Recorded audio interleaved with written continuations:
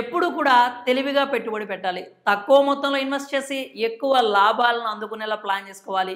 మీరు కష్టపడి సంపాదించిన సొమ్ము వృధా కాకూడదంటే సురక్షితమైన పథకాల్లో ఇన్వెస్ట్ చేయాల్సి ఉంటుంది. ఇందుకు ప్రభుత్వం అందించే పథకాలు బెస్ట్ ఆప్షన్ అని చెప్పొచ్చు.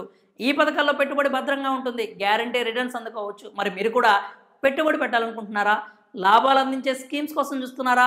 అయితే మీకోసం పోస్ట్ ఆఫీస్లో అద్భుతమైన స్కీమ్ ఒకటి ఉంది. పెట్టుబడిపై అదిరిపోయే రాబడిని అందిస్తుంది. ఆ స్కీమే post office recurring deposit scheme. ఇందులో మీరు నెలకు 5,000 ఇన్వెస్ట్ చేస్తే మెచ్యూరిటీ నాటికి చేతికి 8 లక్షలు వస్తాయి.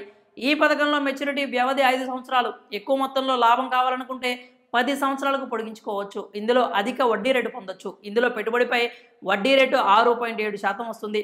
మీరు సమీపంలోనే ఏదైనా పోస్ట్ ఆఫీస్కి వెళ్ళి పోస్ట్ ఆఫీస్ రికరింగ్ డిపాజిట్ స్కీమ్లో ఖాతాను తెరవచ్చు. ఇందులో పెట్టుబడిని ₹100 నుంచి ప్రారంభించవచ్చు. గరిష్టంగా ఎంతైనా పెట్టుబడి పెట్టుకోవచ్చు.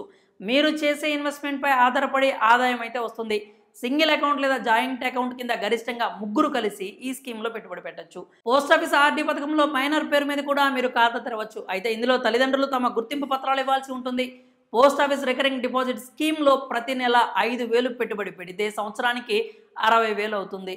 5 సంవత్సరాల్లో మీరు మొత్తం ₹3 లక్షల డిపాజిట్ చేస్తారు. ఈ మొత్తంపై వడ్డీ రేటు 6.7% చొప్పున ₹56,830 వడ్డీ ఆదాయం వస్తుంది. మెచ్యూరిటీ సమయానికి మీరు పెట్టిన పెట్టుబడి దానిపై వచ్చే వడ్డీ కలుపుకొని మొత్తం ఫండ్ ₹3,56,830 అవుతుంది.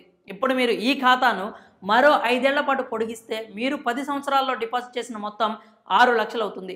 ప్రస్తుతం ఉన్న వడ్డీ రేటు ప్రకారం వడ్డీ మొత్తం ₹2,54,272 వస్తుంది. 10 ఏళ్ల మెచ్యూరిటీ కాలానికి మీకు ₹8,54,272 వస్తుంది. పోస్ట్ ఆఫీస్లో ఆర్డీ పథకంలో 10 సంవత్సరాలు ఇన్వెస్ట్ చేసినట్లయితే మీరు 8 లక్షలకు పైగా అందుకోవచ్చు.